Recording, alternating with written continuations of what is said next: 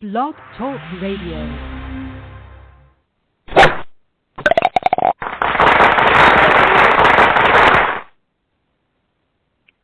Well, good evening, everybody, and welcome to Golf Talk Live. I'm your host, Ted Odorico, and doing the program this week from Orlando, Florida, because of the 2014 PGA Merchandising Show. I've been down checking out some of the latest things today, and I'm going to do a little bit again tomorrow before I head back home up to Panama City Beach. But that's where we're doing live this evening, the Golf Talk Live program from Orlando, Florida, and I got a great guest this evening.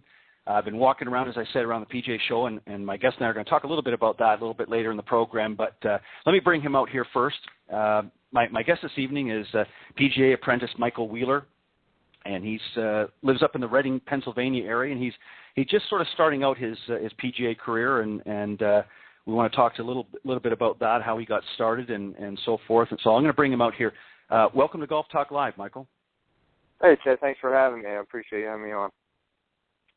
Not a problem. I'm glad we finally got you on the show here. I know you've been busy the last few months getting ready to get your PGA credentials, and I know you've been down walking around the show as well. We'll talk a little bit about that, but I just wanted to give you an opportunity to come on the show, and actually it's kind of a unique situation because most of the professionals that I've had here on the past have been in the business for quite some time.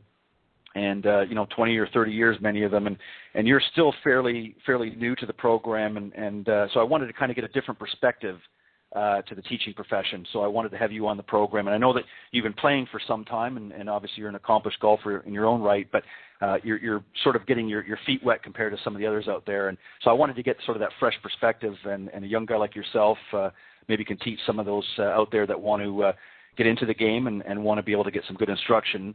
And maybe some of those that want to get in and learn how to teach as well, what they have to do that. So let's start right out of the gate, Michael. How did you get started in the golf business? Oh man, well I've been involved in golf for as long as I can remember. I grew up playing soccer and baseball, but my dad got me into the game, and I'm still, this is my fourth year back in the golf business. Had a little hiatus there in the middle of a couple of years being a state trooper in Maryland, but I've really been in the golf business really almost since I was 14 years old, caddying at a golf course in Maryland called Bully Rock. I started caddying there, and I just wanted some free golf, So free golf and cash. That's why a lot of caddies do what they do, right? So right. So I got involved doing that, had a good time, and got pretty good. I won a junior tournament, national junior tournament, a bunch of local junior events, and played college golf. Played professionally. I was a member of the Hooters Tour at one point, and played the Moonlight Tour, all the Central Florida stuff. And that was my first love. Working with Ted Sheftick on my golf swing, and just playing golf. That's what I wanted to do.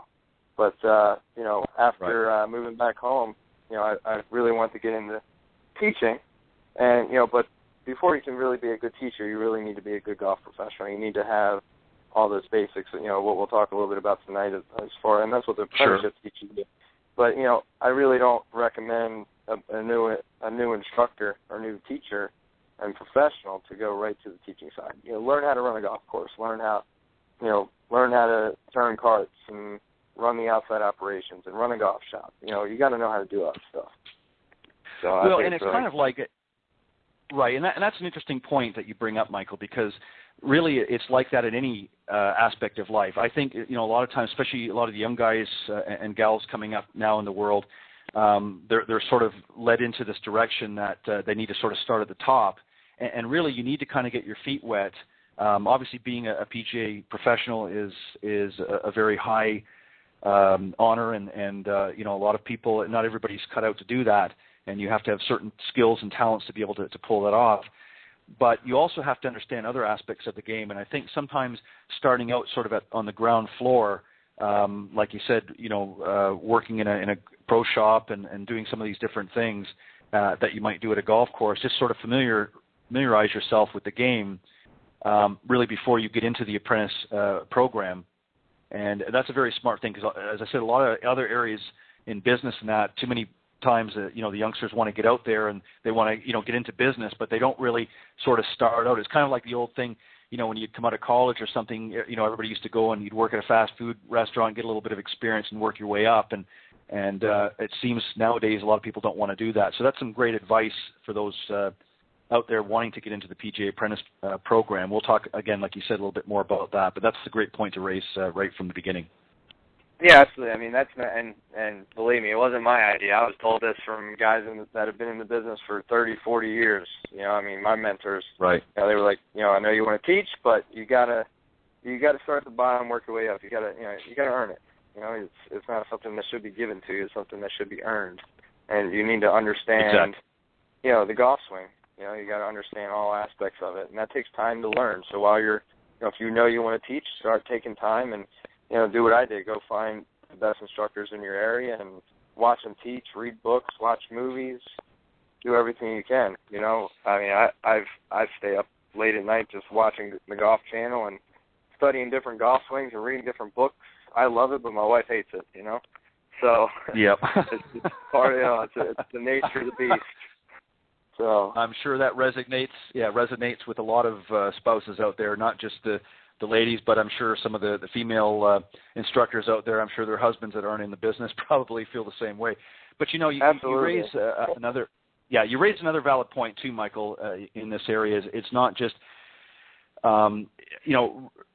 getting your feet wet a little bit first before you jump into become a teacher is important for a couple of reasons. It helps to build character, but it also really it's not a cheap process. There's costs involved going through the apprentice program, and it's a good way to get your feet wet and to see whether or not you're even going to like the golf business, because everybody sort of is under this impression that as a PGA professional that you're just out there giving lessons all the time, but there's a lot of other areas of that that you have to understand the business end of it as well. And I think that it's good to sort of get into a little bit of the business end of it first before you decide to take that next step, because you may get in there and may not like it as much as you thought. And as you said, if you go out and sort of go through the apprenticeship program and then maybe find out after, maybe you're not cut out for it or you just don't have what it takes, you can save yourself a lot of expense.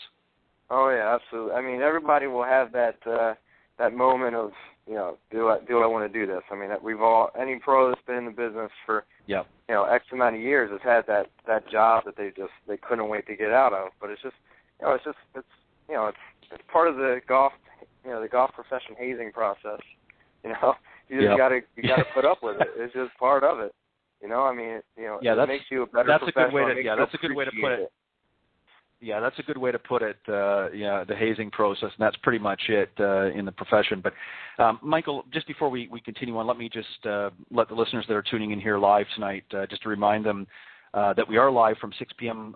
Central Standard Time. Of course, being down here in Orlando, we're on Eastern Standard Time, so it's actually 7 p.m. Eastern Time. But we'll be on until 8 p.m. Central Standard Time or 9 Eastern.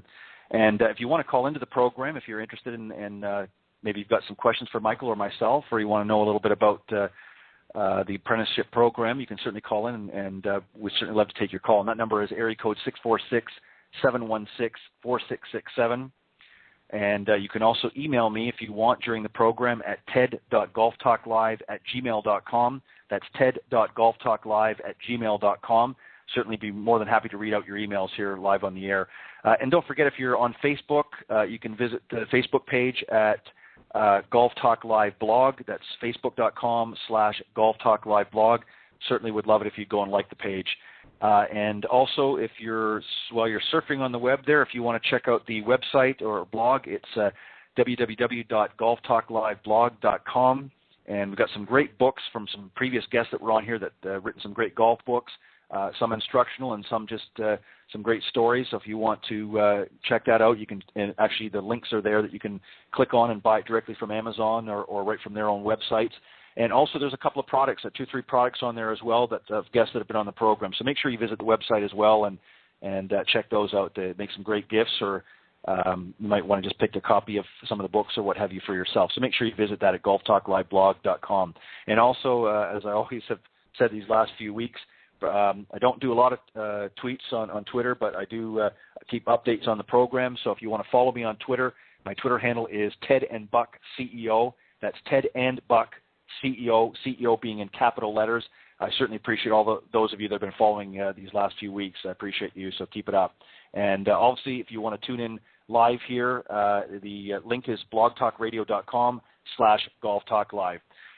Michael, let's talk a little bit about the Apprentice program.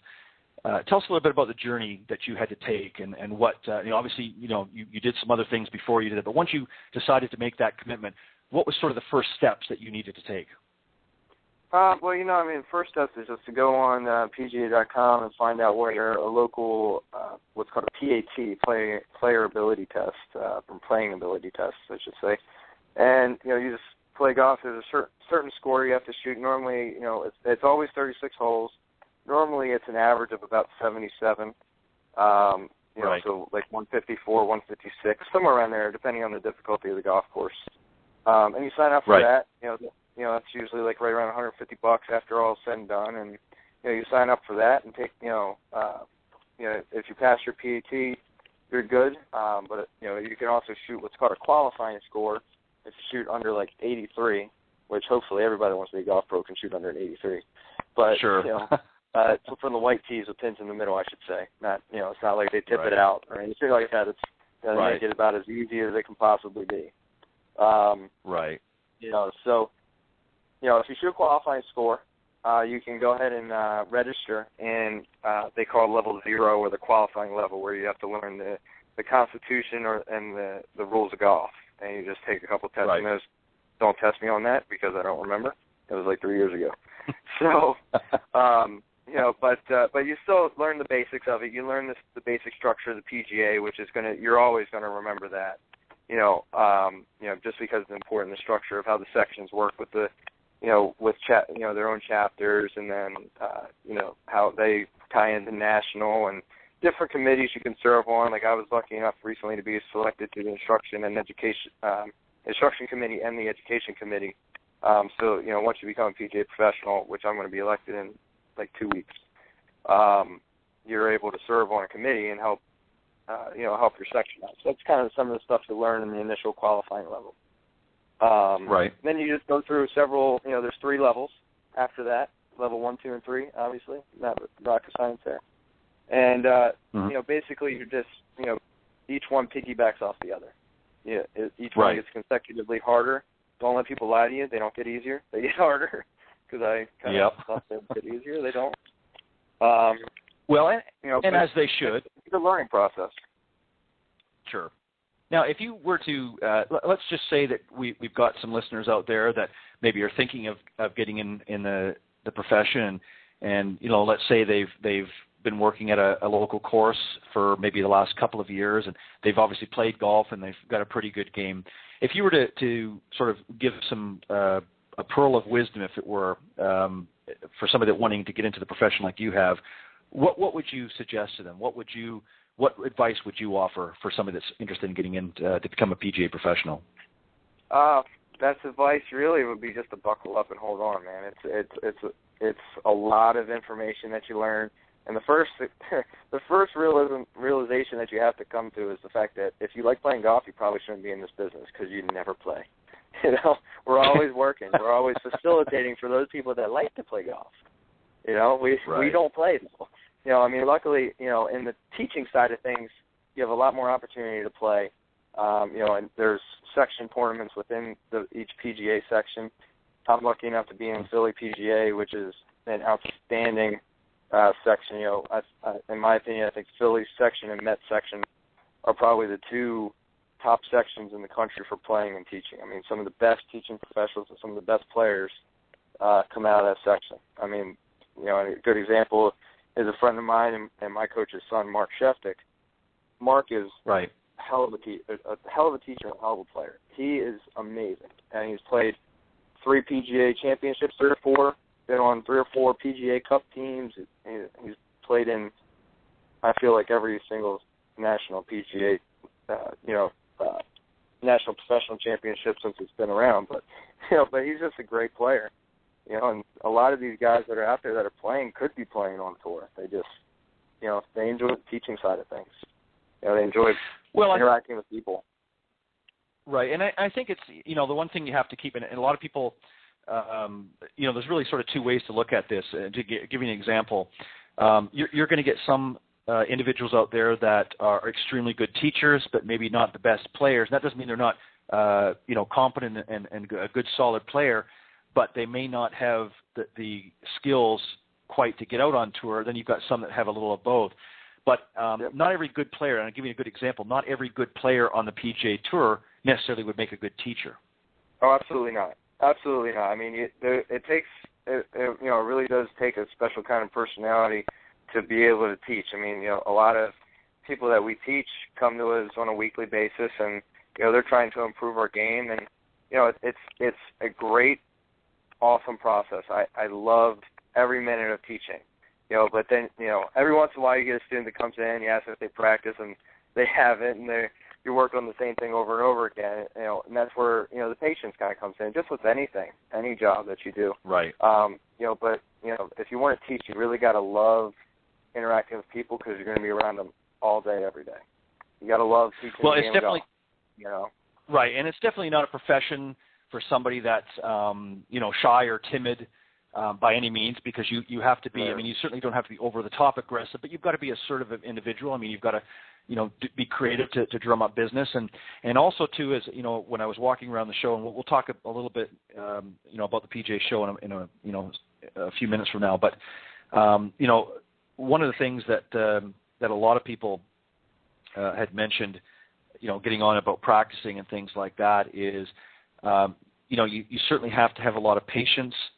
And you also have to, you have to be willing to accept the fact that, not every student that you're going to teach is just going to come in and pick up everything right away. So you may have to be a little bit repetitive. And you've got to be willing to, to be able to say to them, if you want to improve in these areas, here are things, and you may have to keep reinforcing that, because a lot of times people will just come out, they'll take a lesson, and they'll go home and sit for 2 or 3 weeks, and the next lesson that they come into, they really haven't done anything. And, it might be their job, it might be their social activities that just keep them so busy, and you've got to deal with that. And that's not an easy thing. Like you said, it takes patience, but it also, you have to be the type of person that can do things to help motivate them to want to go out and practice. So what are some things that you sort of have formulated in your head that you want to do to make sure that you keep your students motivated? I always, whenever I'm teaching, I'm very, very passionate about teaching, and I always just try to have fun in our lessons. Now, when we're down teaching, we're working on stuff, it's down to business, we're going to be serious, but we're going to have some fun with it too. And we're going to hit different shots, I try and give my students after every lesson, I just call it homework because it's easy to think of that way, and I try and get them to practice 5 minutes in the morning, 5 minutes at night. I look at it, if you do everything, or if you do something every day, like you brush your teeth, eventually it becomes a habit. And if it becomes a habit, it becomes easier to do subconsciously. And ultimately, that's how you're going to shoot better scores. You don't want to be on the golf course and thinking about, well, where am I supposed to put my hands on the grip? I know Mike taught me this. What the heck? I don't remember what to do. Well, if you practice it, and even if you just put a club by your couch and you're watching TV every 5 minutes, just pull the club up, put your hands on the grip properly, put it down. Put your hands on the grip properly, put it down. Do it without looking, all by feel. And, so that way when you go to the golf course, there's no question of if your hands are on the club properly. Then it's just thinking about target and how the ball's going to get there. It's simplifying. Yeah. You can't harden it as it is. We don't need to make it any harder. You can always tell, it makes me think back when I was a little bit younger and growing up, and just like you said, practicing in the house, and I've always, had my clubs handy, and a sure way to tell whether you've got a golfer in the family is look at the floorboards in a house, and if you see nicks and scrapes, you know that they've either been putting up against the wall, or sometimes you'll see nicks up on the ceiling if they got a low ceiling and they've been taking a backswing or two. You might see a few of those, but that's so true. You want to be able to work on those things, and sometimes, especially living up in the Northeast, or where I'm originally from, up in Canada as well, certain times of the year it's just not feasible to get out there and work on your game. I mean, obviously a lot of the instructors up north, many of them have indoor clinics that you can get in and work to, but if you're not able to do that, due to budgetary reasons, exactly what you're talking about, Michael. A great thing to do is just to have that club handy and work on the basics, work on your grip and your posture. And I used to have, in my rec room, I used to have a full-length mirror that I used to, and I actually put, a line of tape vertically so that I could check out my posture and make sure that I was lined up correctly. And I would put markers on the floor, and that's how I would do it. I wouldn't necessarily take full swings or anything, but I would just do that to check my positions and make sure that I was doing things correctly. So that's a great point to help some of those people out there that want to improve on their game. What are some other things? Sorry, go ahead. No, go ahead. Go ahead. Finish your thought, and then. Yeah, it was funny you brought up the full length mirror. I mean, if any of my students are listening, they'll know. I ask them after the end of every first lesson if they own a full length mirror. And if they don't, they need to go buy one. I mean, they're like $8 from Target. And the other thing, I actually, instead of using tape is great. I actually have them use dry erase markers. And so if we're working on swing plane and taking the club back up properly on their proper swing plane for their body, because not everybody swings back on the same plane or swings down on the same plane. At least that's just my opinion.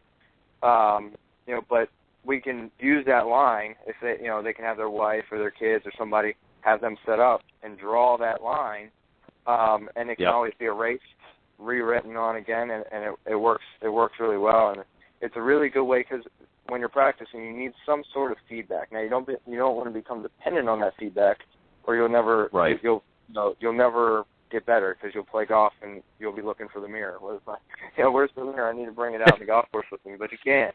So I always recommend do the first 10 minutes of if you're practicing for half an hour, do 10 minutes with feedback, and then the second 10 minutes do maybe 5 swings with it, 5 swings without it, and keep alternating for 5 or 10 minutes, and then the last 10 minutes or so completely remove the feedback, so you're not getting any feedback at all, and you're just going off of your feel. Because ultimately we need to take this technical change, whatever it is that we're doing, and turning it into a feel on the golf course. How many times you hear on a post-round interview with Tiger Woods or any of those guys, what were you trying to do? I was feeling my right arm a little closer to my side. One swing thought, or just feeling proper posture. Whatever it is that gets that swing triggered, that, low and slow, whatever it is, something that works. You need to turn it into a feel and using the golf course. Right. Now, let me ask you, and I want to, and there's a reason I want to ask this particular question, because obviously not everybody taking, coming in for lessons is going to be the same way. How do you approach somebody, in your opinion, that you can sense they're very, very timid, very nervous, maybe they haven't played golf very long? How do you sort of come down to their level and be able to communicate with them? Because it's not always easy. A lot of mistakes I think teachers do, especially the less experienced ones, will come in and just assume everybody's sort of at the same level and try to, talk golf, if you will, and use some of the vernacular and the terminology. How do you, what sort of, I guess the word I'm looking for is, what do you do to sort of assess where that person is? And then how do you, once you've sort of made that assessment, okay, they're fairly competent golfer, or maybe they're just a real novice golfer, what do you do to make changes to adapt for that particular lesson? Well, every lesson's different. But when you're first meeting somebody, I recently this weekend I went through Mike Adams' golf bio swing dynamics certification, and basically it's a certification that we screen every student, which I'm still new to the screenings, but I'm starting to feel more comfortable with it. But it's basically, everybody's built differently. I'm built differently than you do. I met you today. You're, 8 feet 5 inches, something like that? You're incredibly tall. I looked up and I saw the ceiling, and you were above it. You're, my goodness. But we're all different, so we need to find a way to measure each other and figure out, all right, well, for instance, downswing plane is a perfect example. So downswing plane based upon Mike's system, and it's really, like he says, it's not really his system. It's just research that he and E.A. Tischler and Dr. David Wright have done, and they did it all separately, and they all came up with the same results. This particular example is, say, for instance, your forearm from the length from your middle knuckle down to your elbow is longer than your elbow up to the shoulder socket. If that is longer, the forearm is longer, you should be swinging down the shoulder plane. The simple explanation is, well, when you bend your right arm and you're at the top of the backswing, if your right forearm is longer, where's it going to be, higher or lower? It's going to be higher. So it's going to come down steeper. It's going to come down the shoulder plane. A perfect example of someone who had that and changed and started playing awful is Martin Keimer. He won the PGA, #1 player in the world. He's a shoulder planer. Mike has measured him. His forearm is, I think you said, about 1.5 inches or 1 inch longer than his upper arm. Right. And he worked with an instructor to get him down to closer to the arm plane or the shaft plane. And what happened? He very quickly fell off #1. And now he's going back the other direction, and we're starting to see Martin Keimer's name on the leaderboard again. Right. So that's just a simple example. But, I mean, as far as to kind of touch on the first part of the question that you had about as far as, players that come in, maybe a little more timid, I try and just have fun with them. I joke around with them, with my juniors. A lot of juniors come in and they're kind of timid. I have a little swim noodle that I'll use if they get real timid. I'll just, and they're just so rigid that they won't do it right. Every time I have them do the drill and they don't do it right, I just tap them on the head with the noodle. And they start laughing and they start relaxing, and guess what? They start doing it right. You have to have something to sort of break the ice. Don't think I'm abusing my students. I'm not. I'm just having them, just something to lighten the mood, a joke, anything that will get them to relax. Because, if the muscles are tight, you're not going to be able to do the move the way your body's supposed to do it. Well, exactly. And it is intimidating for a lot of, especially new beginning golfers that come out there, and I'm sure a lot of the instructors that have come on the program before would attest to. It can be very daunting and very intimidating for somebody coming out, especially when they're dealing with a teaching professional who's obviously got a number of years of experience and is a good player, and it's been more so among women and juniors because they don't really have a skill set yet, and they're still a little newer to the game than what some of the men are.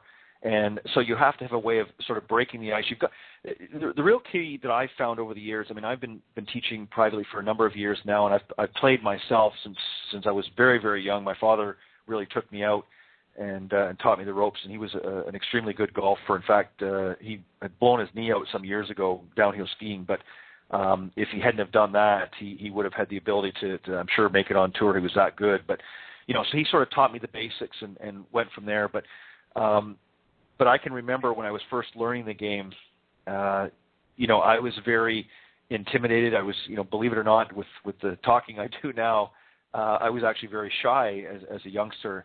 And, when you're trying to learn something that for the first time, and you're sort of in an environment where there's a lot of good people around you, it can be very intimidating and very cumbersome. And what I try to do when I'm teaching is once I've done that sort of assessment like you've done, get an idea of where their game is at and what abilities they have and legitimately have, not what they profess to have. Because that's something you have to guard against too, I think, and I'm sure you've seen that as well, where, somebody will talk their game up a little better than what it is, and you get out there in the practice range and you'll see them, they're not hitting that well, and they seem to be very confused.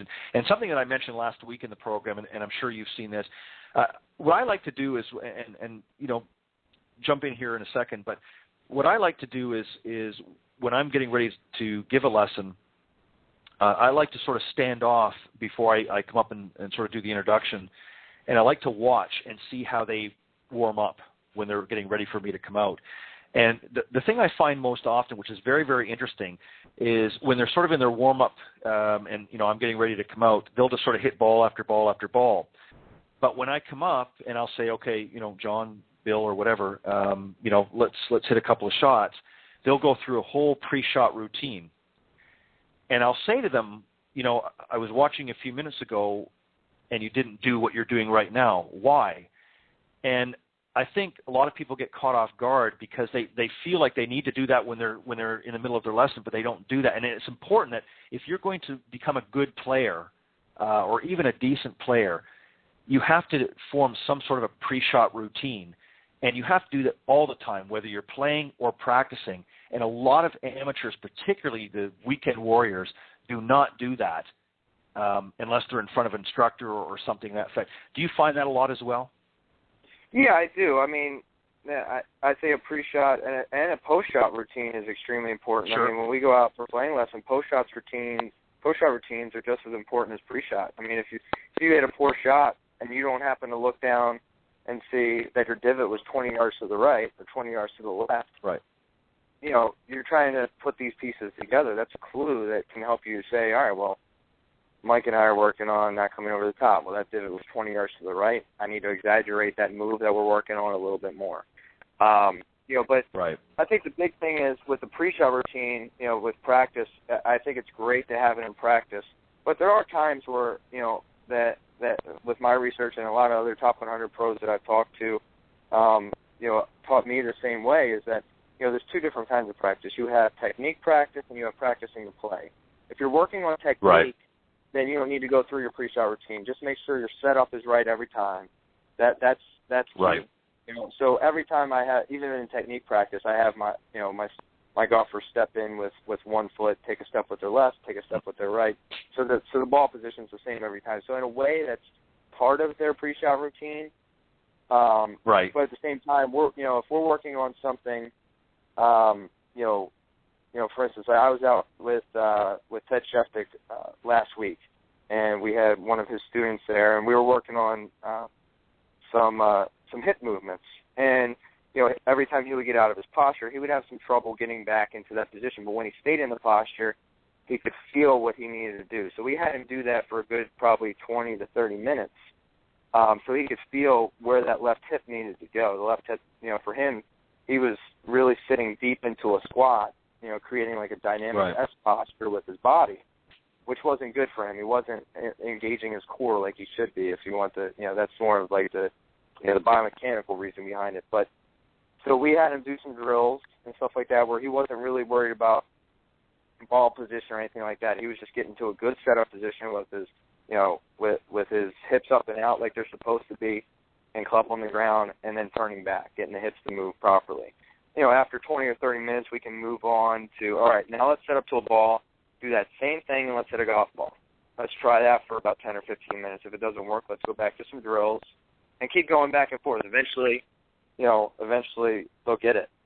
Some people take, like you said earlier, it takes longer with some people than others. Sure. That's the beauty of this business. I mean, you know, I love that when, you know, one guy picks it up really quick. I like the guys that don't pick it up just as much because it challenges me. I mean, you know, you really in the teaching business, you need to know how to say the same thing 20 different ways, because one way right. won't respond with one person and it will to another. So you need to know how to say it a different way. Well, and also too, and I've said this many times before. One of the things that I've noticed over the years, and I'm one of them. I'll be honest. I'm more of a visual person. I have an easier time learning if I visually watch somebody. You know, a lot of times, you know, if somebody was explaining something to me, you know, over the phone, I'll try to visualize it in my mind, and you know, obviously over time you get experience and you're able to do that. But for somebody that's sort of just learning up the game, sometimes people are more of a visual as opposed to you know, getting it from a book or something of that nature. And I think that, you know, you have to be able to demonstrate what it is that you're talking about, just so that people see, oh, okay, sort of have that aha moment. Okay, yeah, okay, I understand now what you're trying to explain. So you have to be able to converse both ways. You have to be able to explain it to them, but you also have to be able to physically show them what it is they need to do, because there are some people out there that learn differently, and that's how they learn, is by visual movement. Absolutely. I mean, one of the biggest things you can do in a first lesson is, you know, if you're working on playing, you know, do a couple different things. I mean, the three ways that people learn, I mean, you have auditory, kinesthetic, and visual. So everybody learns in a combination of those three. However, everyone has a dominant side. For me, I'm more of a visual learner. If I can see it, I can do it. But some people can't. They'll see it and be like, that means nothing to me. This is like reading Chinese algebra. I just can't figure this out. You know, but other people can say it, you know. So, you know, I'll usually throw them some tour videos, or I'll actually go up there and demonstrate what they're doing and what I want them to do. If that doesn't work, I'll move into, you know, telling them just as they're doing it, that kind of gives me an idea if they're learning better, with the auditory learning. And if that doesn't work, I'll move them to where they'll actually be. And a lot of times I'm using a combination, or I'll do all three. But someone will always click better one way or another. And a lot of times when you're first getting to know a student, that's why the first couple lessons usually take, you just got to figure out which one works best so you can connect with the student. I mean, connection with your students is huge. And if you don't, you're not going to be very successful, no matter how much you know. You need to have fun with them and connect, and figure out which way they respond to the instruction. The way I've always looked at the golf business, and particularly in the teaching end of it, you really have to be a salesman of sort. Now, and to give you a further example, years ago when I used to work in the office equipment business, and I can remember, there were a lot of guys that were very technical and knew the equipment. They were from the service end of it, but they didn't have that sort of forwardness and communication skill, if you will, to be able to articulate. They were too technical. And, there were some that were able to make that transition. But being a professional teacher or coach, you have to have almost like a salesman-like quality, because you've got to be able to sell what it is that you're doing. You can have all the technical knowledge you want. You can understand all the bioswing mechanics and things of a golf swing. But if you're not able to, sort of explain that and articulate that in a way that the student can understand, you're not going to be a very effective teacher. Absolutely. The one thing that concerns me, and I'm curious to see, especially from somebody a little bit younger in the business, what your take on this, because obviously, you're, as you probably saw when you were at the show today, you're much younger than I am, so you have a different perspective, I'm sure, on things. But the younger generation tends to be very the younger generation tends to be very technical and likes all of the not just the video, but all the new technology in that. But one of the things that concerns me is that at times maybe the industry has to be careful that they don't get too technical, because not everybody can learn that way. And I know a lot of the younger ones are able to do that, but there's still some out there that have a difficult time and are challenged by that. So how do we strike a balance from not being too technical and too much technology and implementing that into our teaching aspect? How do we find that? How do we strike that balance? I mean, that's a question. I mean, that's really the $1 million question. I mean, I think to me, it really comes down to, for the instructor, we should know every ounce of detail we can find about the golf swing. Sure. We should have different technologies. For instance, Flight Scope is an outstanding product. When we talk about the PGA show, we'll get more into that. But but for instance, K-Vest or any motion measurement system, video, that's all great stuff. But if you get too technical and explain it to a person in such great detail, they're going to get more confused than they are. They're not going to play well. If you just explain it simply and say, look, this is what you're doing. This is the drill we're going to do to stop it, and that's it. You don't need to explain the hows and the whys and all that stuff. Just get them better. That's it. I was talking to Ted today, Ted Sheftick, and it's amazing. I mean, he's been in the business for a long time, long before technology, right. And he's just as an effective teacher now as he was then. Now, he may be slightly more effective because of the technology. Now, that's based on opinion, but and he's got all the technology, but he still knows how to connect with the students. He's got students who are 90 plus years old, and he's got kids that are 10 years old, but he knows how to connect with all of them.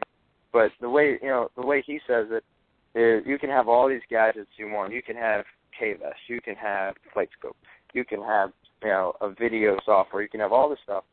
But every once in a while, students aren't going to get it, and you're going to have to just roll up your sleeves and go in there and get your hands dirty and show them what they're doing wrong. Turn the video cameras off, turn everything off, and just say, let's do some work and let's get you better, because technology is not working right now. It does work. Don't get me wrong.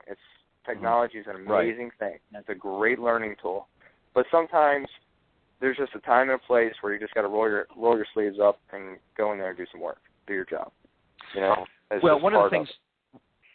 Right. One of the things, too, that and the reason why I was kind of going down that path is, and just listening to some of the other professionals talk, and certainly not by any means, I think the majority of them are on the same page, but there are some out there that tend to get too involved in the technology. And even walking around today, I noticed that some of the swing simulators and things like that, a lot of the people that are in there testing out the equipment are very focused on their numbers and how far and the club head speed and things, and those are certainly important things to know.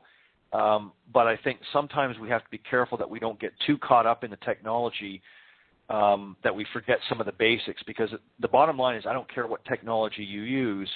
If somebody isn't getting how to get the ball from point A to point B, all the technology is not going to help. If they're not grasping and understanding that, I don't care what you put in front of them. Sometimes I think we have to be careful. The way I look at it is technology that's out there now is something to further enhance what we're already doing.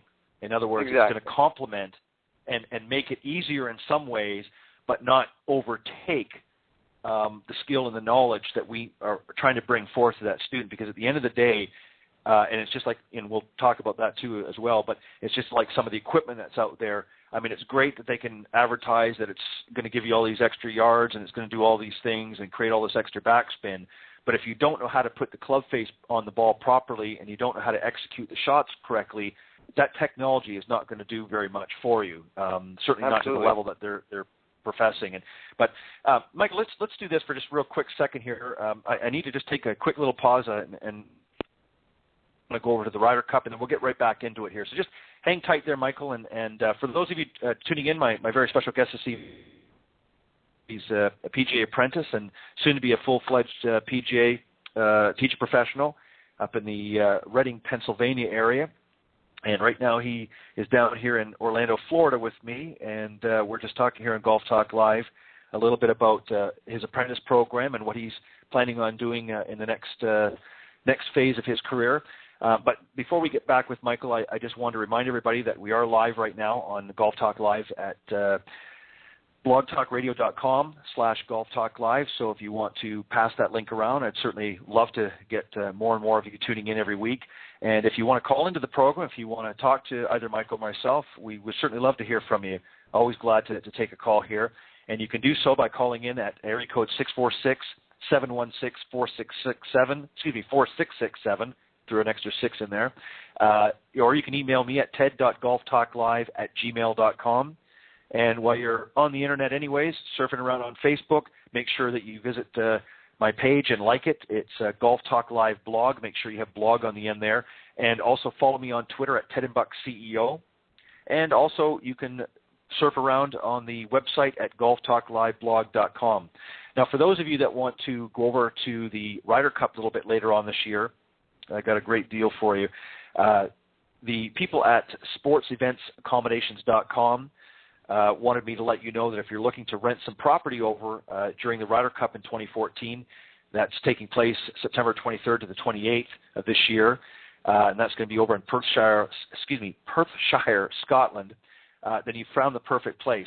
Sports Events Accommodation has a stunning range of properties varying in size and shape, so they will definitely do something, have something there to suit you. The team that have many years' experience in the sport and renting accommodations, and it's their aim to provide you all with your renting requirements for really the biggest team event, golf event in the world at an affordable price. So if you're interested in checking that out, you can visit their website at www.sportseventsaccommodation.com, or you can send an email to get more information to Audrey Coates, that's Coates, and you can email her at info@sportseventsaccommodation.com. So make sure if you want to get over there, for those of you that like a little team competition, you want to go over there and check out the Ryder Cup over in Scotland. If you want to do that later in the fall, make sure that you check out sportseventsaccommodation.com. Michael, let's just wrap up a little bit more about your transition here, and then I want to get into talk a little bit about something that I know that you've been working on, and you wanted to have an opportunity to come on here and talk about it tonight. But you're now just waiting to get sort of the final credentials in place, and then you're going to be ready to go. What are some of the other things that you've been doing while you were down here at the PGA show to further help get you ready for that next phase?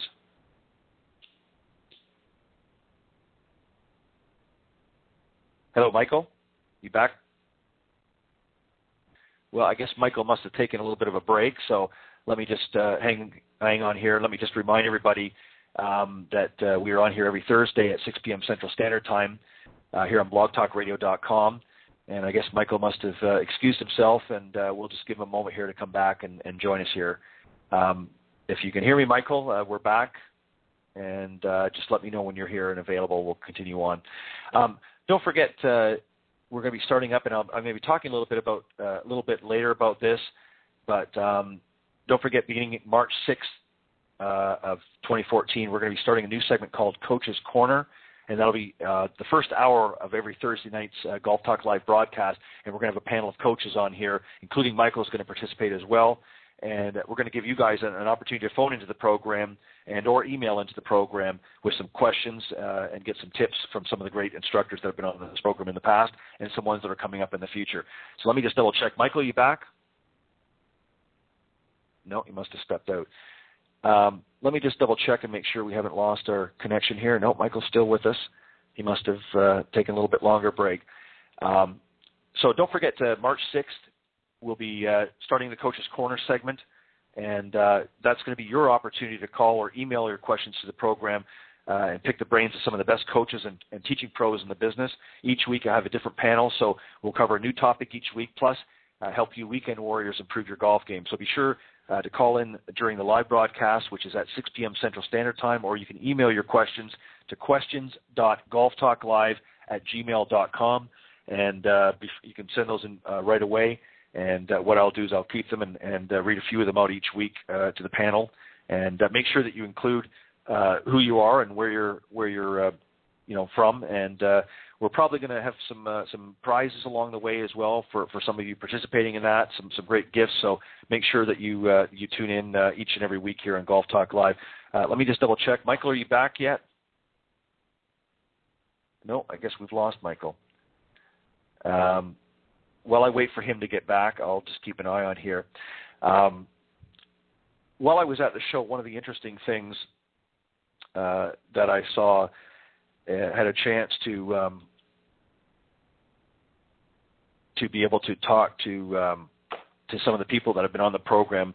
Just to give you an example, Kelsey Abernathy, who was on here, she has the clothing line 4Kids Golf, and she has a booth down there. It's booth number 4460, and she has some great clothing. She was on a guest here. She was actually the first guest this year, and she's got some great clothing. So if you're down here checking out the PGA show, make sure that you go and visit her at booth number 446. Let me just get in touch with Michael. Sent me a text here. I think he's having some technical problems on his, and let me just send him a quick text here, and we'll be right back. I think he's just having some issues on his end with his phone, so I will just very quickly do that. Oh, here he's coming back now.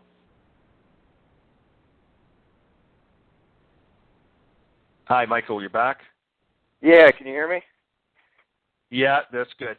I wondered, I thought maybe you'd taken a little, that's not a problem. I thought you were taking a little hiatus there, so I was just trying to give you a few minutes, but then I saw you trying to call back in, so that's good. I'm glad you got back.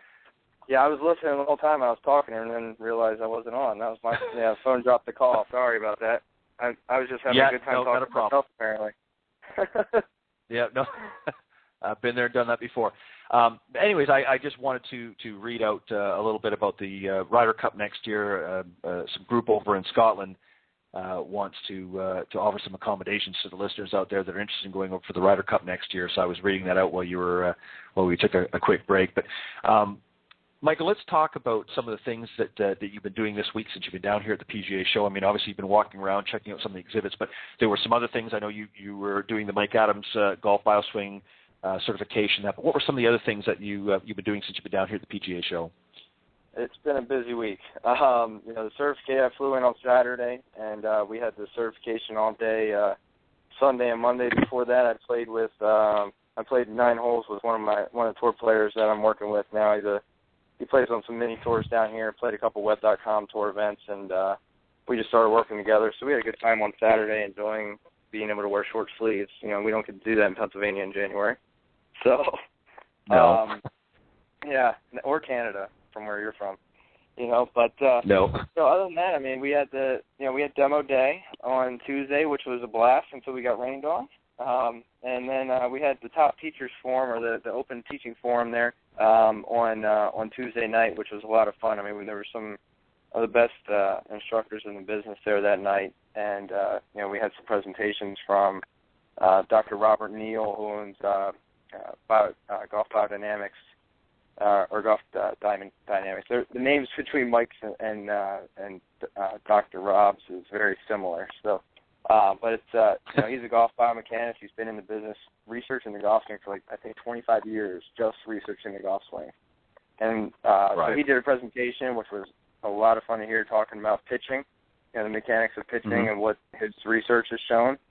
And like we talked about earlier, technology is kind of just basically proving the fact that all these teachers that have been around the block for so long know what they're talking about. Right. And then. Wednesday, just kind of going to meetings. I've been looking at purchasing a flight scope, which I ended up pulling the trigger on. So that's a really good advancement that I now have that I can use with my students, getting club data and ball data. Like we talked about earlier, it's great technology to use if we need it. Right. And just looking at some stuff and. Just hanging around a lot of teachers. We just like, especially me, I like learning from as many instructors as possible. I mean, I don't think there's anything you can't learn by listening to somebody else. I don't care who they are. But this week's been really special. I've been hanging around with some of the best guys in the business. Ted Shestik, Mike Adams, Stan Utley. It's just been a great week. It's been a lot of fun. Well, and that's important, especially for somebody starting out, I know you've played and been around golf for a long time. So when I say that, I mean as a teacher professional, you're still sort of getting your feet wet, as it were. I think it's very important to gather as much information and sort of adapt it to your style. I mean, everybody's different, every teacher is different, but it's good to get some different perspectives, because a lot of times, and this is one of the things that I've been trying to do with this program, is by having different instructors and coaches and things on here, try to get a different perspective for the audience, so that it's not just the same. I could very easily, as an instructor, sort of give my views all the time, and they might be received very well, but after a while, somebody might be interested in a different opinion or want to hear a different approach to things. So this is how we keep things fresh in the business, is exchanging ideas and sharing ideas, and that's one of the things that I want to do here on Golf Talk Live by having a number of different instructors on here. Michael, before we'll get into the PGA show a little bit. I mean, we're not going to get into too much of it tonight, but we've still got some more things to check out tomorrow. But I know you wanted to come on. You wanted to talk about something that you've been working on here called Alleys to Fairways. Give us a little bit of background on it first. What is Alleys to Fairways? What it's about, and where are you trying to move in the future with this? So just give the listeners a little bit of an idea what it is and what your vision is for it. Alleys to Fairways. I started, not really as Alleys to Fairways, but I started it back in 2007. I originally called it the Camp Lenore Foundation after my grandmother.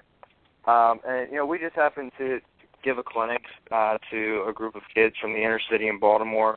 A lot of the kids had been involved with the law, and but most of them, they just very poverty-stricken, and half of them, more than half actually, I think 75% of them, had never seen a golf course before in their entire life, which a lot of us might say, how is that possible? But they're stuck in the city. Right. So they don't get to see that kind of stuff. So we took them out of the city for the day. took them to Bully Rock, and if the viewers don't know anything about Bully Rock is a top 100 public facility in America, and I mean it's just a really special golf course. It's a lot of fun. It's a Pete Dye design, very difficult golf course. They hosted the LPGA championship there and stuff like that, so they got to see a world-class golf course. And we just took them out, introduced them to the game.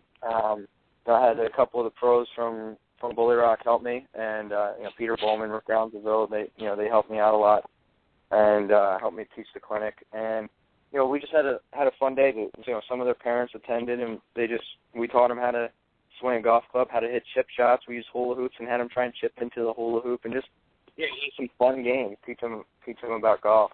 And then afterwards, I did like I just hit some shots for them, hit some trick shots. Tried to hit, and we had a couple signs up at the end of the range, or at about 20 yards in front of me at the end of the actual hitting range. So, it's kind of like a big break kind of thing, trying to hit that and right. Break the signs, which was cool, and it was a lot of fun. And I didn't really think much of it until a few years ago when I found out that most of them ended up getting their life on track. Some of them went to college. Some of them, a lot of them started playing golf. There was a couple courses in Baltimore City that they would walk to, and so right. I kind of took it off of that, and I'm basically, I'm just trying to get involved with kids, of all ages. I mean, our target group is really 14 to 24-year-olds, but really we'll take just about anybody that wants to get away from the city, or if they're in most of these guys are coming and gals are coming from probation offices, rehab facilities, stuff like that, and getting them away from their life as it is now and introducing them to golf. We know golf has done wonders for my life. I'm sure it's done the same for yours. I mean, sure. I wouldn't be where I am right now without this game. So, basically just introduce them to a game that they can play for a long time, something that that they can experience with their friends, their family. And so, ideally it'll build to a national program. I have a meeting tomorrow with Bob Bottasari from the PGA of America. He and I have been talking for a couple of years, and he really likes the idea. So I'm hoping that we can get some support from the national PGA. I already have the support of the section. But we're going to be putting right. on a big clinic. I'm shooting for 100 kids for the first one. Get 20 guest instructors, try and get some of the best instructors from our area out to the golf course, and have some fun with them, and have follow-up clinics. If you have some courses in the area, we'll be willing to block off some of their times, whether it be slow parts of the day or whatnot, to where the probation officers or the supervisors from the rehab facilities can take these groups of kids back out to the golf course on a fairly regular basis while they're there, and incorporate that as a part of their rehab, their rehabilitation. And really it's just, that's basically the long and the short of it, and just, trying to incorporate it into, I'm sure you know a little bit about Golf 2.0 and its new, trying to grow the game. Right. And, we're trying to do that, but it's also about helping these guys out too. Well, what sort of caught my eye is what you had said a few minutes ago about how, a lot of them, it wasn't just sort of a one-time thing, and, that was, thank you very much. It was nice to get out and do something different. It sort of inspired them to want to do things differently with their lives. And really, I think that, golf has been said many, many times over by many, many people that golf really mimics life in so many ways. And one of the things that makes golf really stand above so many other sports is, obviously, with the exception of things like the Ryder Cup and that, and President's Cup, golf is really an individual sport. And although it's good to be involved in team sports, playing golf really, I found with myself, and I'm sure many others, it really helped me to grow, because it caused me, it really forced me to focus. In order to become a better player and to be a good teacher, you had to really, buckle down and hit the books and hit the driving range and things like that and get out there and play. But it really it really taught me a lot on a personal level, in my journey in playing golf and teaching. And I think it's good that you're doing something like this.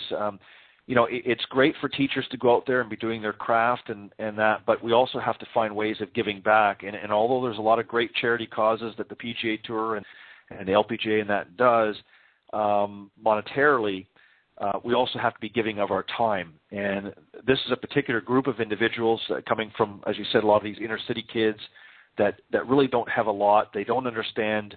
They don't have the accessibility that maybe you and I might have.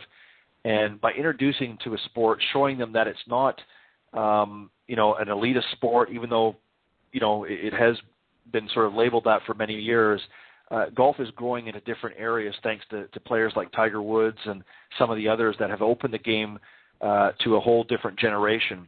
And, you're sort of the next step in that generation where more and more people, I hear this all the time from different instructors that I've had on the program, that they're doing things similar to what you're doing, but in maybe junior camps and things like that. And I think it's so important in order to grow this game that we have to, as instructors, we have to be willing to give back and get in there into these groups that otherwise would not have access. And so I'm certainly willing to help in any way that I can, Michael, with this. So just, certainly keep me updated as things progress along, and I'll certainly do what I can using the program and also, from a teaching end, if I can help in any way, I'd certainly be more than happy to do that. I think it's a great cause, and I applaud you for getting your feet in there and working hard on it. Yeah, I appreciate that. I'm definitely taking up on that. I mean, my biggest thing is it's not about the game. It's not about us. It's about them. And me, it's a little different. This is close to me because I spent between playing and getting back into the business. I spent almost 2 years as a law enforcement officer. I saw firsthand what their lives could be like if they keep going down that road.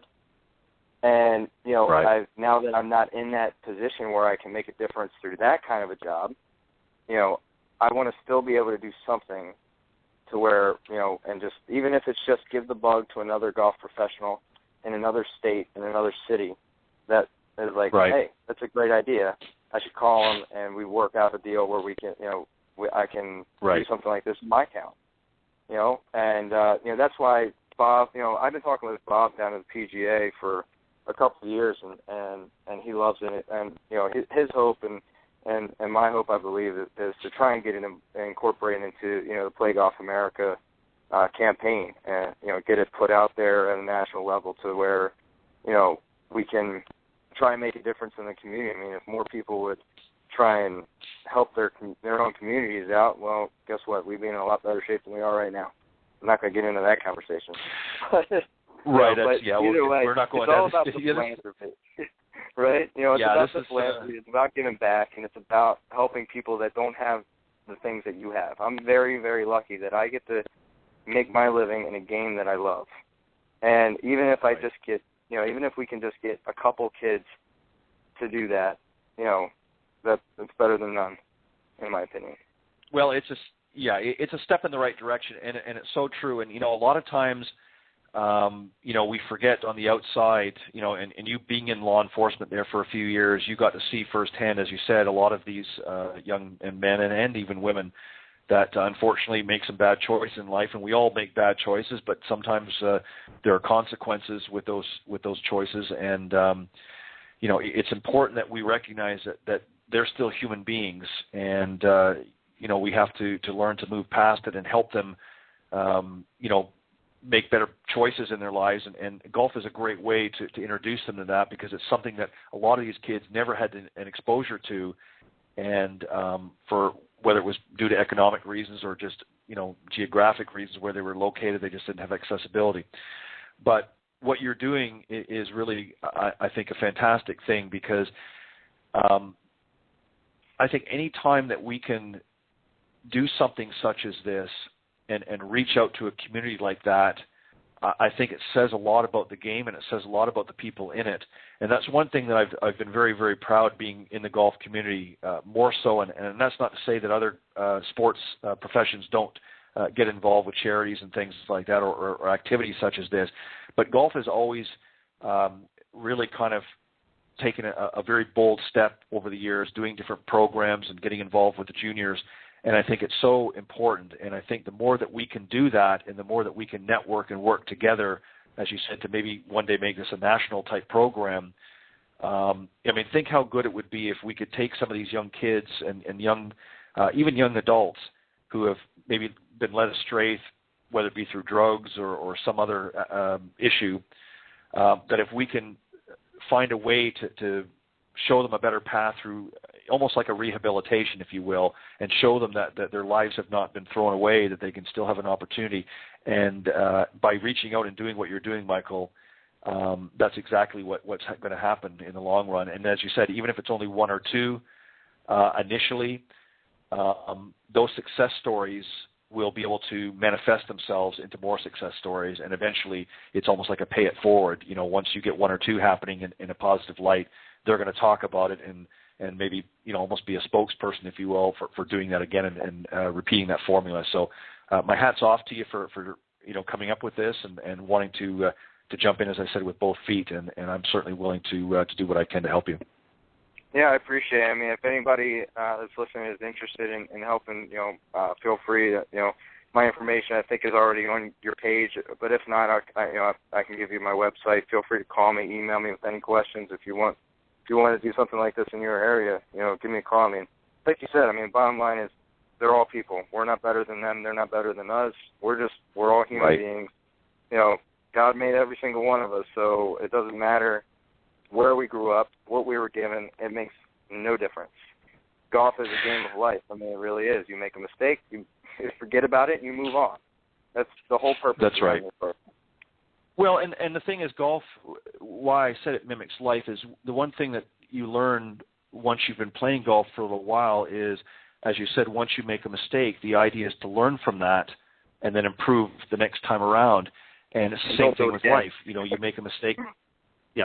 Well, exactly. I mean, obviously, sometimes it can happen, but it also shows too that to these individuals, especially these kids, by the community reaching out, and even though it's being initiated by the golf community, it shows them that they're not forgotten or that they're not, you know, any worse off than we are. They might have made some mistakes, but it shows them that the community is still supporting them and willing to give them, you know, another opportunity. And so that's why I'm all for these types of programs that can help, especially, you know, in some of the inner cities and things like that. So definitely keep us posted. Mike, before we close off tonight, I want to make sure that you read out how folks can get in touch with you. So we'll do that towards the end of the program. But let's get on to the PGA show here a little bit.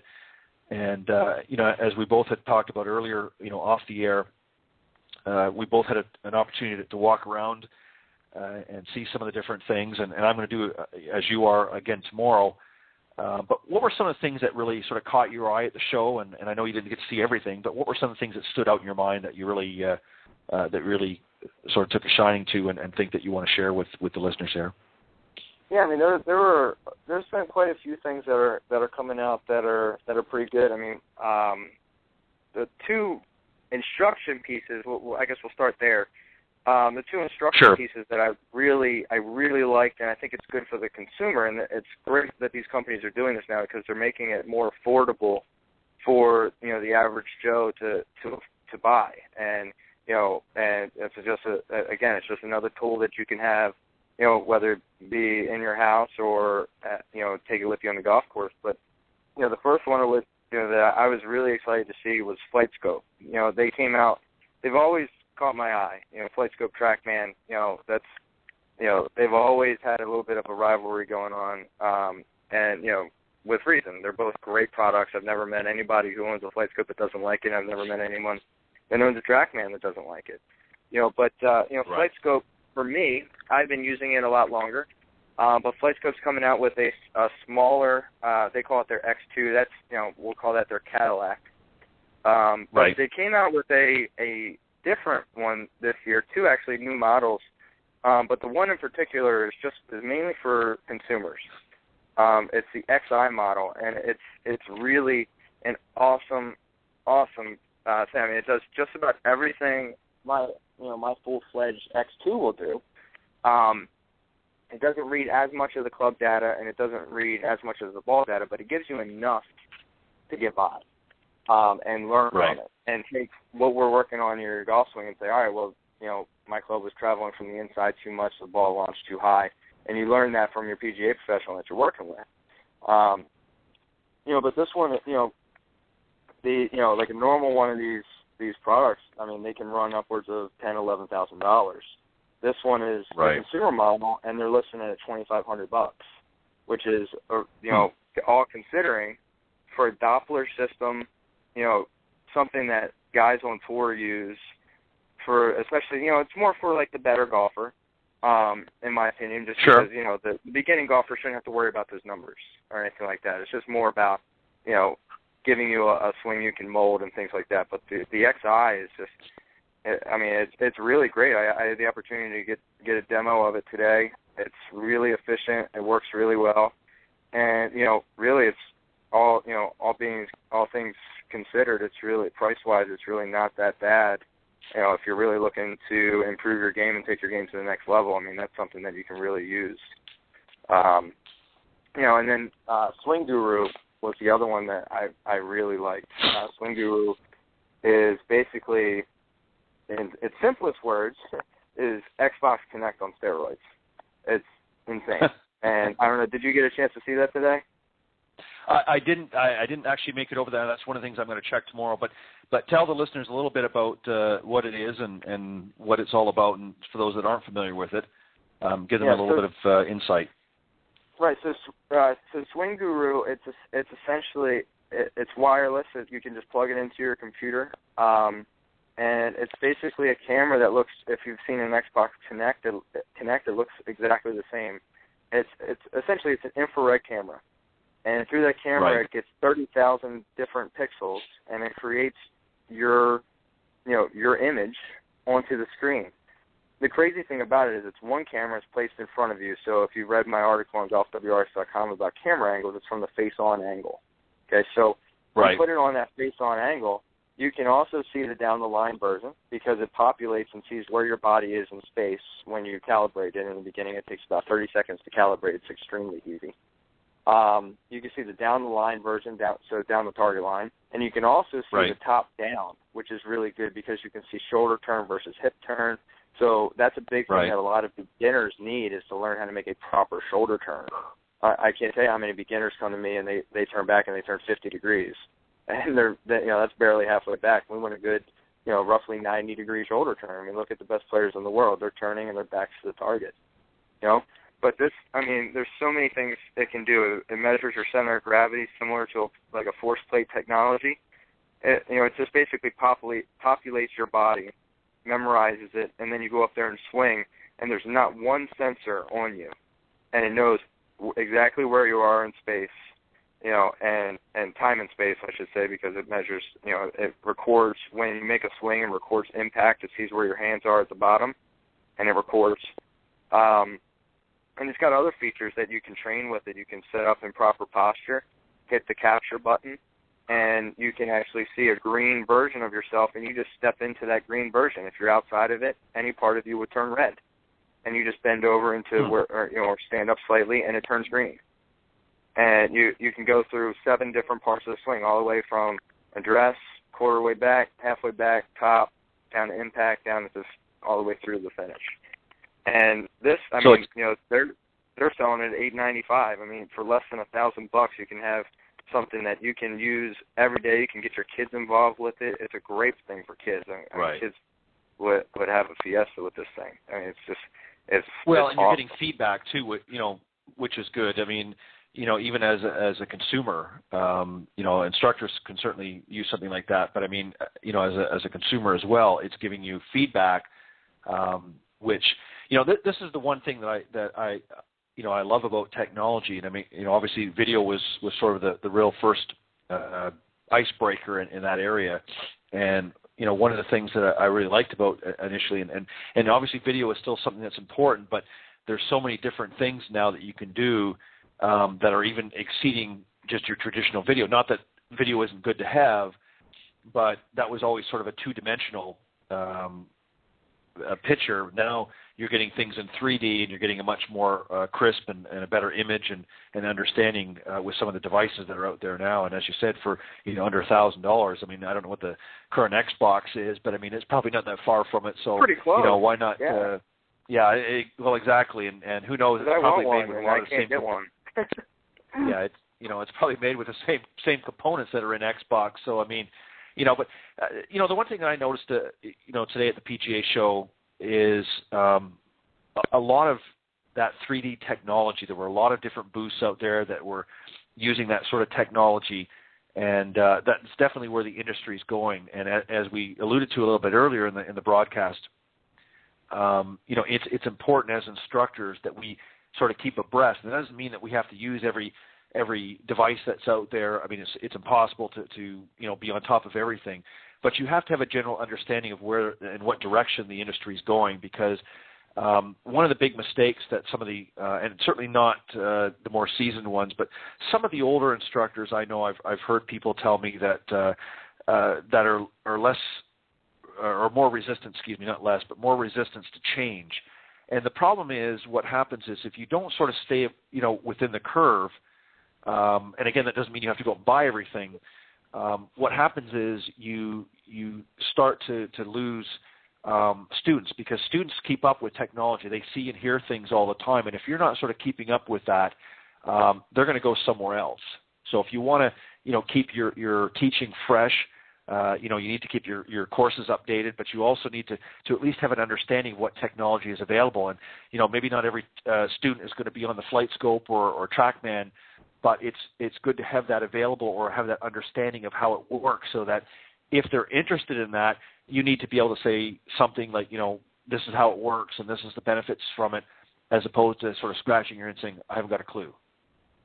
Yeah, exactly. I mean, our basically primary concern when we come down here as an instructor is this, is to sort through all the training as they come out, find out which ones are good and which ones aren't, that aren't worth their time. I mean, those two, and really one other training aid that I saw while I was down here were really, really innovative but effective.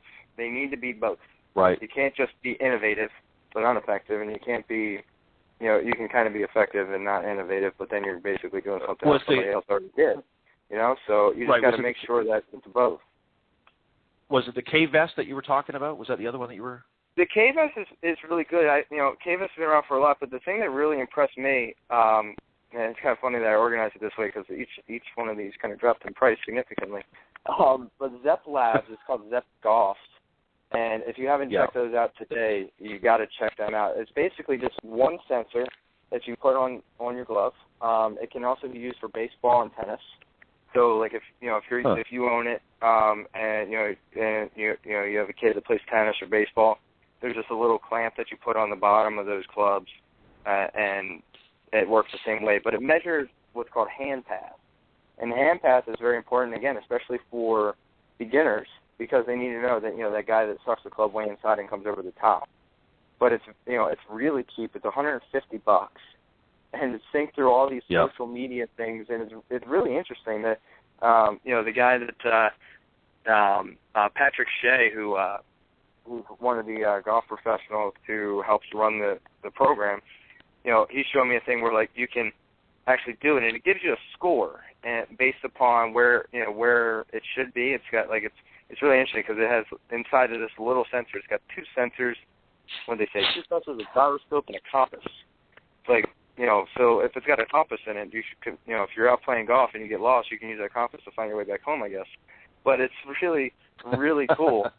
And, like, you can swing, it gives you a score, and you can send it to one of your friends on Facebook and say, hey, here's my score, bet you can't beat it. And it's just, it's really cool. You can go back and forth, and it's just like what we talked about earlier with the instruction. It's keeping them engaged. It's keeping them learning, but having fun. Why else would we play golf if we're not having fun? There's no point.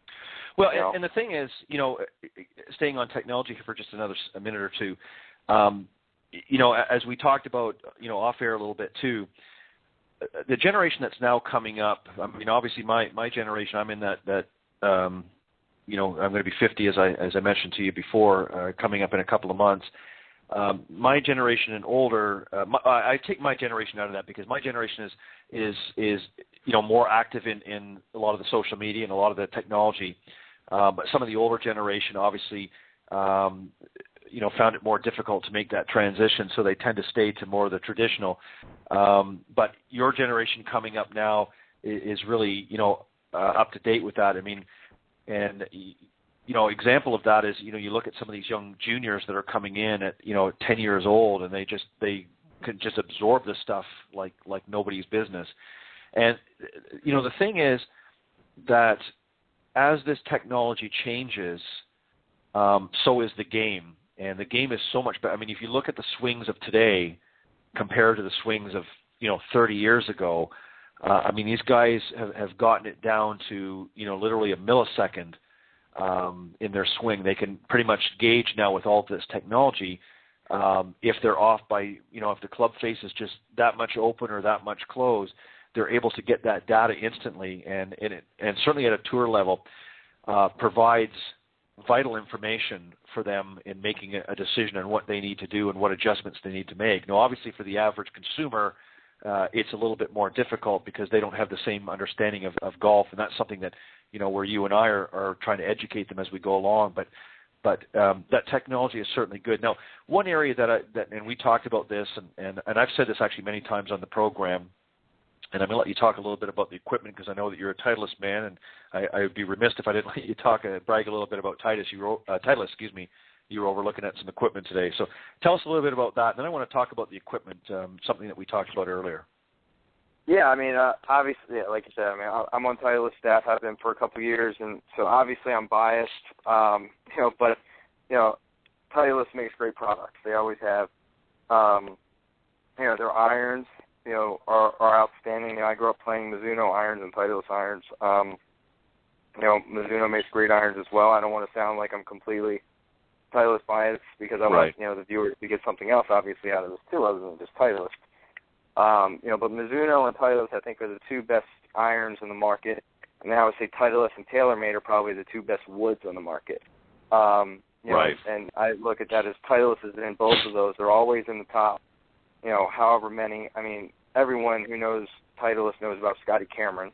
Scotty Cameron makes by far the best putters in the business. There's no contest. So I always strive to be the best in my field in teaching. When I first started looking at who I wanted to affiliate myself with, I wanted to partner with a company that always strives to be the best in their side of the business of equipment. So, they release so the way Titleist works, it's not like TaylorMade where they release products every 3 days. It's the Titleist, they have a 2-year life cycle. So this year is the irons, and so the irons, I talked to one of our reps, Bobby Echardo, and he's a great guy. He's actually the Baltimore rep now, but he used to be our rep in Philly. And so I had a chance to sit down with him today and talk to him about some of the things. They made some changes to some of the irons, which is really good. Like the AP1s, I said that they're coined as the longest and most forgiving iron they've ever made. And I've hit them, and he's absolutely right. They're extremely long, and they're very, very forgiving. They're very accurate. Not really for me. They have a thicker top line, but for the beginning golfers, they're really Titleist has always been known as player improvement or players irons, but not really onto the player improvement side. So they're trying to get into these AP1s and trying to like they've added it's a dual cavity, so there's a cavity, main cavity, and then inside near the sole of the club there's an additional cavity, and there's a tungsten weight in there that kind of absorbs some of the shock of the golf ball, which adds to the forgiveness. So they're trying to turn add in and turn them more into like a player improvement iron, like how Mizuno has their MX series and their MP series, the player series, and then the MX is the game improvement series. But it still has a traditional look, which is nice. They also increased all the lofts a little bit stronger. That's kind of where the trend has been going. Last few years, Titleist is just, they're very traditional, and they're usually last on the bandwagon when it comes to dialing down lofts or anything like that. But they increased their pitching wedge loft to 44 degrees, so they added a gap wedge to the set as a 48 degree. So so that's good. So you're hitting your clubs a little longer. The lofts are correct. You gotta make sure you get fitter if you're going to get fit for these. But like the AP2s, a little bit better iron for the better player. Not meaning they're better iron. But the AP2s have two tungsten weights in them for forgiveness. They have one in the toe and one in the heel. They're more forgiving, but they're not any bigger. So they've basically taken what they had before and just made it better. Which is always good. And then they kept the line of the muscle backs and the cavity backs. They're more like the players' clubs. They changed the sole a little bit to more of a bevel leaning edge, meaning it's more rounded, so it comes in and out of the turf a little easier. And added some cosmetic changes to it. But yeah, all the other stuff with Titleist is about the same. Their woods, the 913 series, are by far my favorite woods. To be honest with you, I didn't really like the 910 series. That's just my opinion. I know some people that love it. But they also added a new shaft recently to the 913. It's their most popular shaft on tour. It's the Auto Latour green. It's perfect for the average golfer because it's a mid-launch, mid-spin shaft. And then finally, so I don't ramble on here, they added new wedges to the line this year. They're spin-milled 5 wedges, or the SM5s. My favorite one, I don't know if you got a chance to see them or not, but my favorite one is the raw black. So they used to have, like a black nickel. Now it's just a raw, like a flat black that you'll see on, like, I forget the NFL team that had that flat black helmet this year. But it's a really, really cool look, and it will oxidize over time, so it'll rust a little bit, which is normal. It might add a little bit to the playing, the play of the wedge, but it will actually help it last longer, which is good.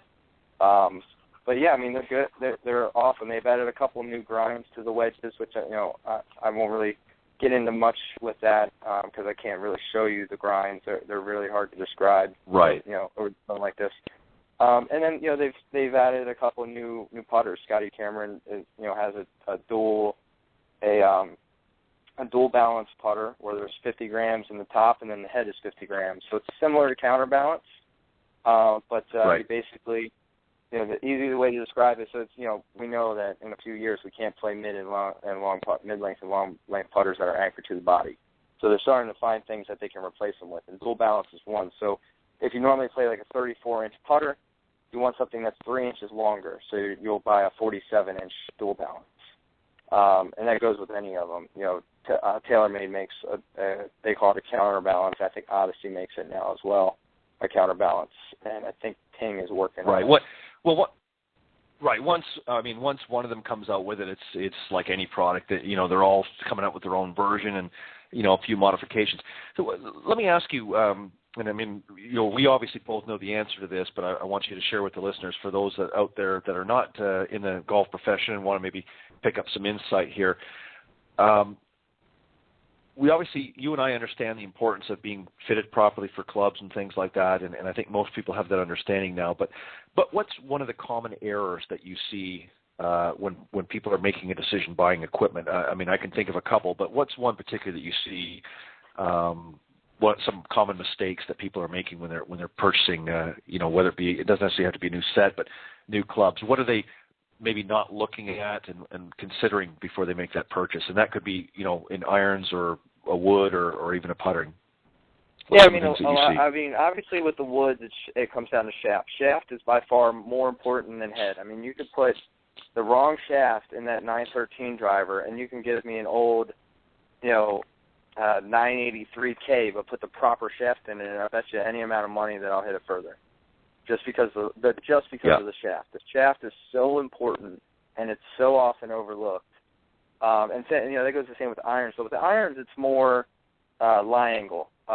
So a perfect example, if the club is too upright, meaning when you set the club on the ground and you, not necessarily at address, but when you strike the golf ball, because your hands are more than likely going to be in a different position as they were at address. The more upright club will have the heel digging. What happens is the ground will dock the heel and turn the toe over. So you could be hitting a hook or a pull, and if you have clubs that are too upright and need to be flattened, it's not your fault. You know, there's Right. nothing that you're doing wrong. It's just you have the wrong lie on your club. And an easy way to check that really at your golf course is if you hit balls in the range on the grass, check your divots. They should essentially look like a dollar bill. If they don't, if they're curved to one side or the other, find a fitter in your area or a PGA professional and get them checked. Usually a lot of pros, like me, if my students call me and say, hey, can you check my clubs? If they just need their irons checked, I'm not going to charge them to just check their irons. It takes 5 minutes, not even, to look at their irons. We could do it at the beginning of the lesson or the end of the lesson. Just say, hey, look, let's throw a lie board down. There's some lie tape on it at the bottom, and take a look at how the club's impacting the ground. And if the club is forged, we can bend it. Obviously, as you know, but right. A lot of people don't know if it's cast, it's made out of one specific piece of metal. It can only be bent to maybe a degree at the most. The only way you can bend those is if you heat them up and bend them that way. But even still, you're messing with the brittleness and you're essentially changing the composition of the iron. And a lot of people that do that, those are usually when you're at the range and you see golf club heads flying further than the ball. That's usually what happens. And I actually I remember years ago somebody doing that up at one of the instant items up at the range. His 5-iron, the head of his 5 into so make sure you're being. And that I've noticed, over the years, if you're not fitted pro equipment and you're not having it checked by, what I think ends up happening as well as is they will take that that situation where maybe this or what have you, and get properly fitted clubs. They'll start to make compensations in their swing. Yeah, exactly. That's exactly what it is. A lot of times, I'm thinking these SWAT, take it with or USG, whatever. It's really important. Your equipment check. Sure, maybe even start the lessons because, a lot of times you get out there and if it's not being checked properly, making these mistakes. The way pro, they're going to do that anyways. But if it's not as experienced, they're going to start monitoring that individual swing and changes that maybe might be. So that's one thing is playing proper equipment. These like Tyler playing with his right on for the lessons, and I think they're all. The thing that we taught you off air, and I this many times, just I love it, and I like to see this technology, but sometimes for long is particularly in the driver. You and I was that or feel level to utilize that properly. A lot of the claims that the manufacturer, the extra yards you're going to get and so on and so forth, is just not going to be indicating and it a little bit. And I don't so promise to put anyone down. I really think that they should very, very unfair to do that and getting the average. They're more often, because it's just the reason they're list. Professional, whether it be an instructor or a player, it's a max that's being pressed to put the club. So I know how to make the proper swing, but average golf, if he's spending $2-3 and can't correctly, you're not going to get your yardage. And for the game, because they get frustrated and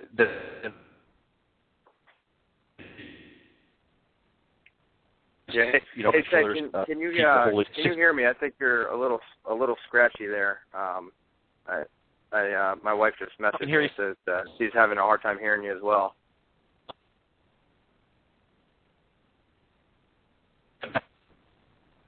Can you hear me there, Ted? Fine? Yeah, can you hear me? As the connection's a little scratchy there. I don't know if it's you or me. Yeah, it might be on both ends. But I would say, can you hear me okay? Yeah, I think I can hear you a little better now. I want to make sure everybody can hear you. It might have just been. Yeah, it might have been just a bad. Yeah, it might have been just a bad connection. But it's just like we talked about before with the equipment. I think it's important that people have to understand not to put too high of an expectation on equipment, and that's why it's so important to get out there and get those lessons and seek the help of a PGA Pro or USGTF, and just get out there and take those lessons first before you go out and make that a $300-400 investment in a new driver. Yeah, absolutely. I mean, the knowledge that you're getting. I mean, I always tell my students, if you're sick, you want to go prescribe your own medicine. Well, my wife would probably beg to differ for me, but you want to go prescribe your own medicine without seeing a doctor. So why should you go try and fix your golf swing or go try and buy clubs without getting at least a consultation or talk to an expert in the game, like a PGA professional or any really golf professional that's in your area? They've been playing the game for a long time, and more than likely we've made the mistake that you're either about to make or could make, so we could steer you in the proper way. Exactly. So tomorrow you're going to walk around a little bit and check out some of the other equipment and some of the other products that are available at the merchandising show. Is that the idea? I am, yeah. I actually have ironically, we're talking about fitting. I have my fitting tomorrow with Titleist at 10:30 at the Ritz-Carlton Club. So I will be there for a little over an hour, hitting some different driver shafts, checking my irons, and Titleist will be getting me my new set of irons. So that's that kind of goes to show you. I mean, even if we're getting fit, and on the best players, the pros that play on the PGA Tours are getting fit. Everybody else should too. But yeah, after that spinning, exactly. I'll be going back to the show and staying there for a couple hours before driving to the airport and heading back to good old cold Pennsylvania. Yeah. Well, Michael, just before we wrap up our segment here, I just want to give you another opportunity to, let the listeners know how they can get a hold of you. Obviously, for a couple of reasons, if they're interested in going to be up in your area and they want to connect with you and maybe have you help them with their game, but also alleys to fairways. If anybody's interested in that, how can they get in touch with you, Michael? You can either email me at mwheeler63@pga.com, or you can check out my website. The website is www.michaelwheelerlearningcenter.com, and there should be a link on that to my Facebook page as well. So if you're on Facebook, same thing, Michael Wheeler Learning Center. Just check that out. Give us a like. If you have any questions, I also write for golfwrx.com. So check out the last one was about proper camera position. So I just basically stuck with the basics for the first one, how to properly set up the camera. And I'm working on my second article now, which is basically the advanced side of things. What you'll see if you do it wrong, if you're on the target line, should it be, where should it be? Ideally on target line, you should be down at the ball. If you're on the body, you should be up essentially on your shaft plane. So you want to go up that invisible line there, which will be all explained in the next article. But you can contact me really at any of those places. But all my other contact information is on the website. So if you're interested in lessons or anything like that, feel free to shoot me an email, give me a call, whatever works. Okay.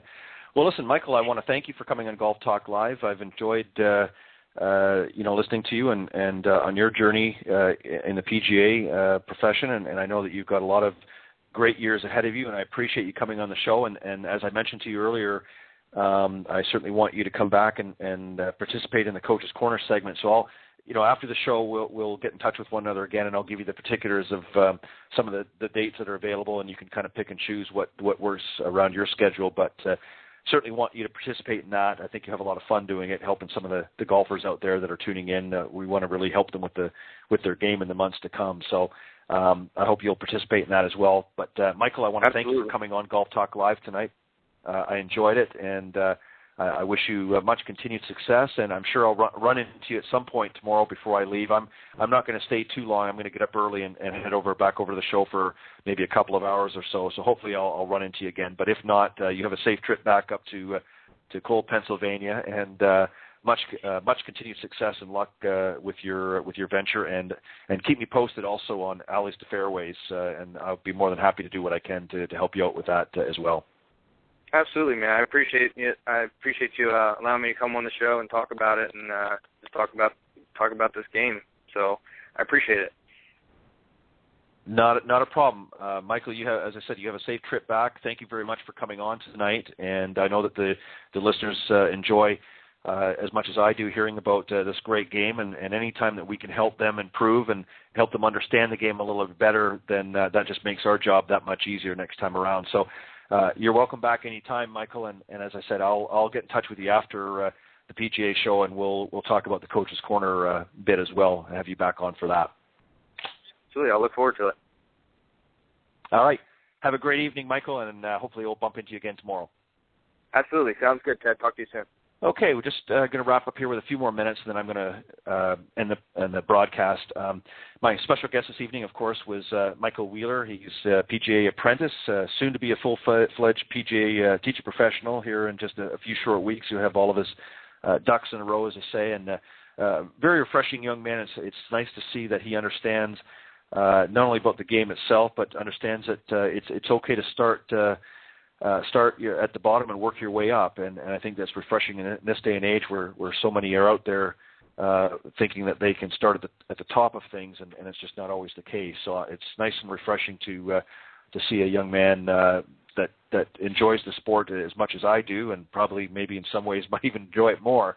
But it's glad to see that he's understanding that the more knowledge that we can surround ourselves with, the better stewards of the game that we're going to be. So I certainly want to again extend my well wishes to Michael Wheeler from Reading, Pennsylvania, and good luck shoveling when you get home.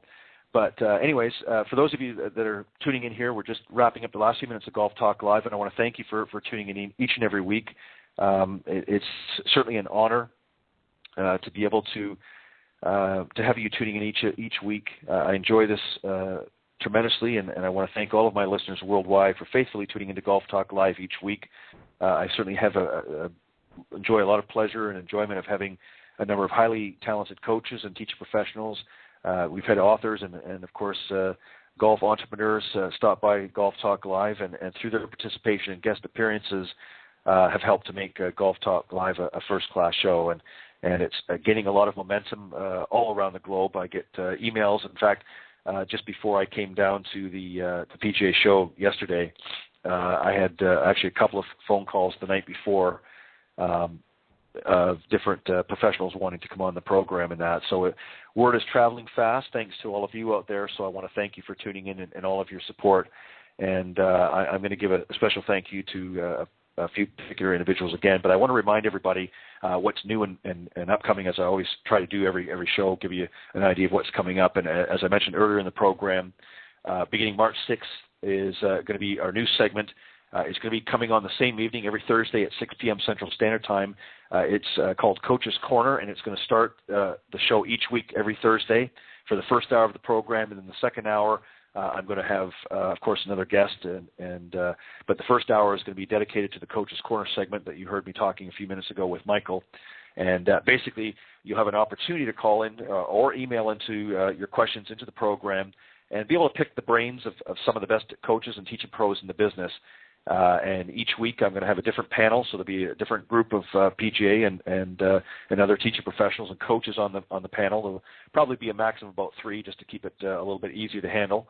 but it'll allow you an opportunity to contact the program, and you can do so by either calling in to area code 646-716-4667, or you can email your questions ahead of time if you want to questions.golftalklive@gmail.com beforehand, and I will certainly read them out on the air. Make sure that you include your name and where you're from, and maybe a way that we can get in touch with you, and I'll gladly read that out in the air. Of course, I won't give out your private information, but read out who you are and where you're contacting us from, just to give an idea of where some of the listeners are coming from. And we're probably going to be working with some new sponsors and some new advertisers who are eager to jump on board with this project and are going to maybe offer up some great gifts. So we're going to be passing that out as well as the weeks and months come along. So make sure you stay tuned for that. It's going to be beginning March 6th. Coach's Corner, beginning the show every Thursday night at 6 p.m. Central Standard Time here on blogtalkradio.com. So make sure you do that. Also coming up in 2014, as I've mentioned before, a little something for the ladies, beginning in April. The date has not been finalized yet, but hopefully will be in the next couple of weeks, so I'll be able to let you know the next show, hopefully. But I'll be joined by none other than LPGA professional Cindy Miller. And Cindy and I are going to be hosting a brand new Golf Talk Live program called Women of Golf. It's going to have its own day and its own time. And as I said, details will follow shortly. But the general concept of this program is the Women of Golf program is going to really basically tackle many of the important topics that are facing women in the golf industry, from equipment to coaching to health and to accessibility, or rather lack of accessibility still in the golf business. And we're going to be talking with everybody from some of the best players on the LPGA Tour, as well as some of the best teachers in the LPGA, and also some of the corporate types in golf from around the world, and really so much more. So stay tuned for more updates on Women of Golf. I'll keep you posted each week as I get more information. But make sure you tune in for that, and once we get the date set, especially you ladies out there, start passing the word around that we're going to have a program just for you here at Golf Talk Live. So I want you to make sure that you stay tuned for that. And I want to give also a special thanks to some of the people that have really supported this program. Jonathan Laird, as I've mentioned many times here, he is the publisher and owner of South Coast Golf Guide, a great publication down here in the southeastern part of the United States, featuring a lot of great courses and resorts that you can play in the southeastern part, everywhere from, I think, right over from Mississippi right through to Florida.